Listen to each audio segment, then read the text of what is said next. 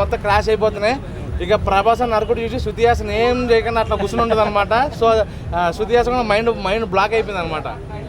So ఇక ఈ డిసెంబర్కి ఎండింగ్కి ఇక సలార్తో అందరికీ ఫుల్ మీల్స్ భోజనం పెట్టేసింది అనమాట.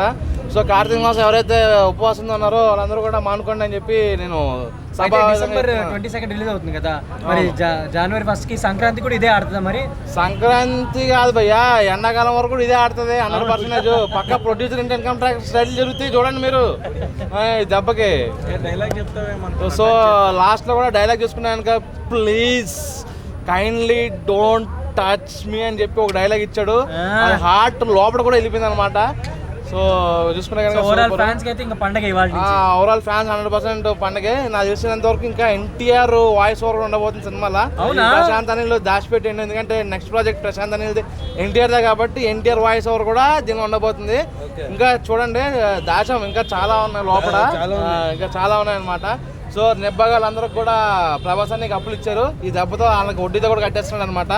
ఇక బాలీవుడ్ లేదు, హాలీవుడ్ లేదు, మొత్తం టాలీవుడే. డైనోసార్ ప్రభాస్ డైనోసార్ నిన్న ఓటు రాలేదని చెప్పి అనుకున్నారు. డైనోసార్ మొత్తం లోడింగ్ చేసుకుని ట్రైలర్లా. సో అందరికి ఇక దబిడి దిబిడే ఫుల్ మీల్సే. Okay bro, thank you.